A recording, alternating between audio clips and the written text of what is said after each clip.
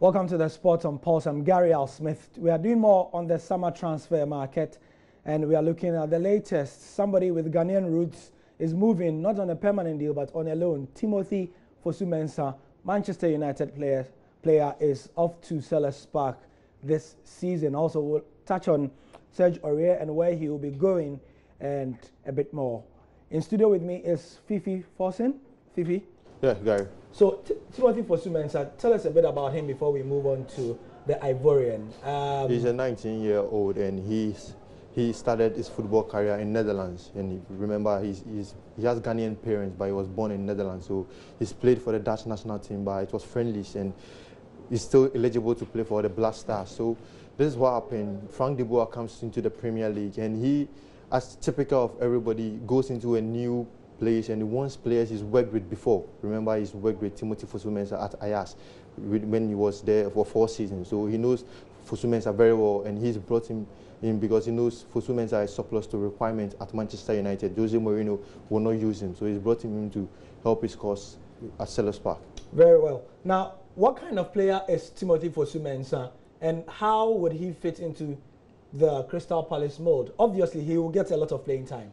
Of course, you get a lot of playing time because he's 19, he's young. And if you look at Crystal Palace options, there's Tompkins, who is 28 years, and Ward, and who is also 27 or so. So meaning he wants to rub in fresh legs, and Timothy offers him that. Timothy goes forward a lot. He's typical of Valencia because he's understudy in Valencia there, and he likes to batch forward and sends him delightful crosses there. He's very talented, and I think the move is perfect for him, and if he should work very hard, he could be maintained by Crystal Palace. Yeah. Is this the opportunity Timothy would need to be able to start getting regular call-ups into the Dutch national team?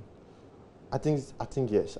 And Crystal Palace, Frank de Boer, as I indicated earlier, has worked with him before, so he will know how to help him overcome his troubles in the Premier League. Yeah. When he at Manchester United, he dropped down the pecking order. Injuries also played a role in that. So Frank de Boer has to. It all depends on the coach, and it also depends on the player also. The player has to put in the hard work, and the coach also has to help him. Yeah. So that's Timothy Fosu-Mensah, eligible to play for the Black Stars as well, and he's set to get a lot of playing time at Selhurst Park.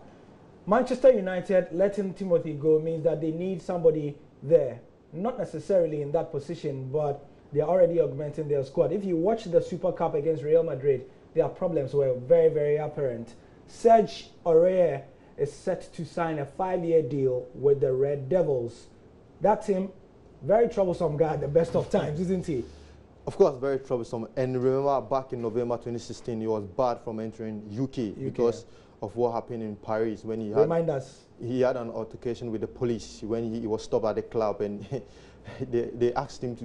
The police wanted to smell his breath, but he did not allow them, and according to the papers, they fought, and that was the reason they barred him from entering UK. So that's the reason the move has delayed a bit, because apart from that, everything is in place. If you look at PSG, they brought in Dani Alves, and there is Mounier, who was excellent last season, meaning Serge Aurier is not in the plans of Unai Emery, so he has to look elsewhere. And if you look at Manchester United, Jose Mourinho has stated that he wants 2 new players. And the 2 new players, he wants someone who can come in and offer Valencia and Darmian competition. Obviously, Darmian has not proven to be the perfect acquisition that they wanted, bringing him from Italy.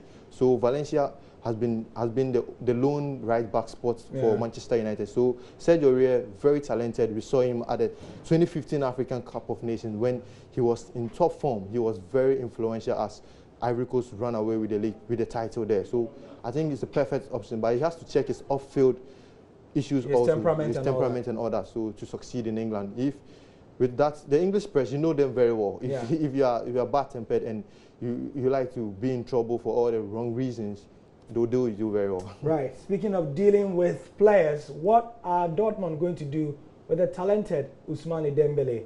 As Neymar left Barcelona, all kinds of players have been linked with the team. Last week, we were here with Asare Bediako, my colleague, and he looked at 5 names that could replace the Brazilian. This man, or this young man, he's barely out of his teens, is one of them.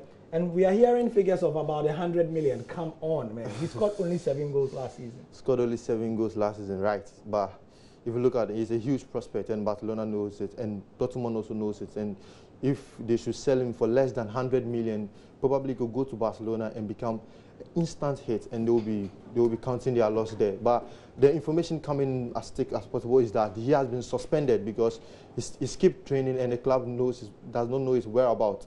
So he has been suspended by the club, and I think he's forcing a move to Barcelona, and Barcelona fans are happy.